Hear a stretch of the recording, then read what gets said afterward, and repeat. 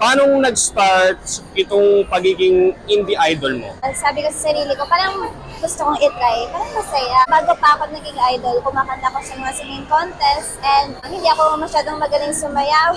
So, ayan, gusto kong itry. Ano yung mga naging mga experiences mo, yung mga naging struggles mo bilang pagiging indie idol?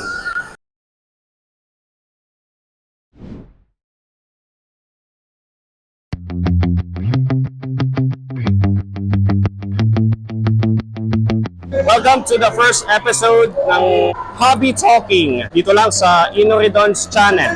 Ako po ang iyong navigator na si Inoridons.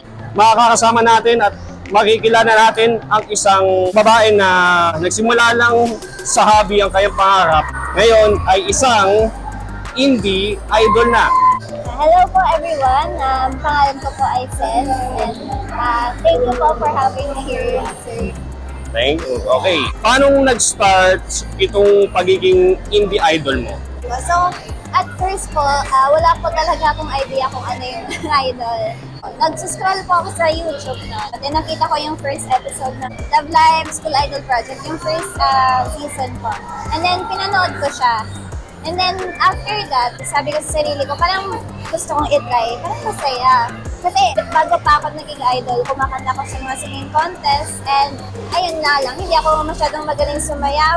So, ayun, gusto kong itry. Pero, may kasali po kasi ako sa isang group. Hindi siya idol organization, parang anime organization. Tapos, may isang senpai po ako na nag-refer po sa akin sa isang group organization or idol organization na mag-audition. So, nag-audition po ako doon and pumasa po ako. Kaya nag-debut po ako bilang actor. So, nagsimula pala sa isang anime, Love Live.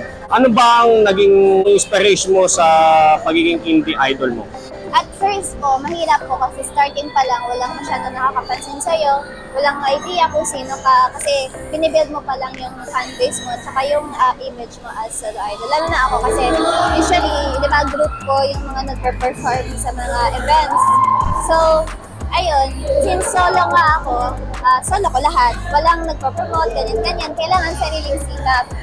Pero yung naging motivation ko lang po talaga is yung mga favorite anime characters ko sa Love Live. Sila po yung naging inspiration ko para tumuloy po ako sa pagiging idol. Ano ba ang mga, alam natin yung social media, di ba? Na maraming mga followers, ganyan, tapos may mga haters din. Ano yung mga naging mga experiences mo, yung mga naging struggles mo bilang pagiging indie idol? So sabi ko nga kanina, since solo idol ka, solo mo lahat. So siguro yung iilan sa mga struggles ko is, number one, paano ko ipakondisyon yung sarili ko na solo ko lang to lahat. Gusto kong tapusin to ng ako lang. Kasi parang mas masarap yung success kapag pinaghirapan mo eh. So, ayun yung struggle ko. Tapos kailangan ko labanan yung sarili kong insecurities kasi medyo hindi ko maiwasan na i-compare yung sarili ko sa iba. Pag may event, kailangan kaya mong i-maintain yung book mo, ikaw lang mag-isa, ganyan. Pero may mga friends naman na akong tumutulong ngayon sa pag-setup. Kaya niyo po, and hindi pa pag nandito. So, ayun po yung iilan ng mga struggles ko bilang solo. Oh, so kailangan may self-confidence ka dapat sa performance mo.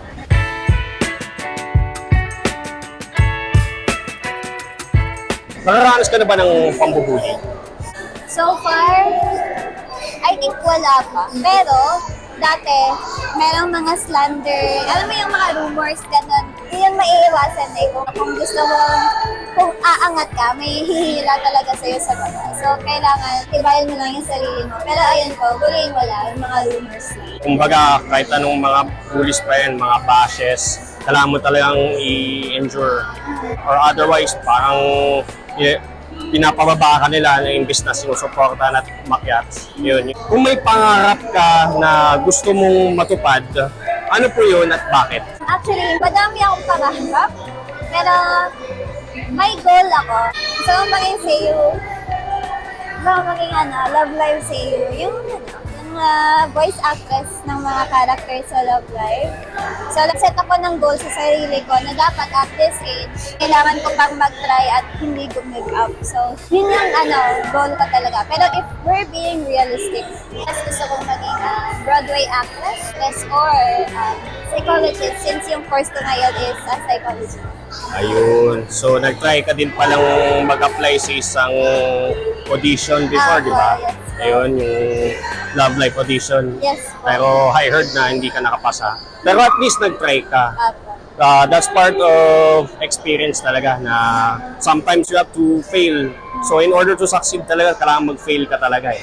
Kahit ilang failures pa yan, 1,000 failures are better than a single success. Failures talaga kailangan mong pagdaanan para maging successful ka. Anong mensahe mo sa mga fans at saka sa followers mo? Okay, so hello everyone. Ginagawa ko na to for the past upcoming 3 years now. And sa mga supporters ko and followers ko, thank you po sa pag-support sa amin. Sa amin. Kasi nung nagsisimula pa lang ako, wala pa pong masyadong mga followers, mga supporters, ganun. Pero ngayon, dumadami na sila to the point na pati sa ibang bansa, meron na rin. So, ayun, nagugulat nila ako na kilala ako ng mga taga-ibang bansa kasi, ikaw pala yung ganito, ganyan, nakikita ko sa Facebook, sa YouTube, ganun cosplayer. Thank you po so much. Madami po ako utang na loob sa inyo kung wala po kayo, wala po ako dito ngayon. And okay lang, kahit na dumating yung point na siguro mapagod kayo or magsawa sa'yo sa pag-support sa amin. At least, nung time na nandito kayo, na sinusuportahan niyo ako, naging masaya kayo. Naging masaya sila. So, ayan po, thank you so much. Kung baga may kasabihan na if you don't even try, nothing will happen. So, kapag hindi mo na kayang magtrabaho pa ng mas further, yun ang oras na para mag-quit ka o sumuko. So, kailangan mo lang lumaban para maging successful. So yung mga katulad na hobbies na idol na si Ces, napagdaanan yung mga ganyang mga trauma, mga past experiences. At syempre, magpursige yung mga katulad ni Ces para maging successful sa buhay. Hopefully, may mga pag-aralan kayo ng episode na to. And this ends the first episode of Hobby Talking.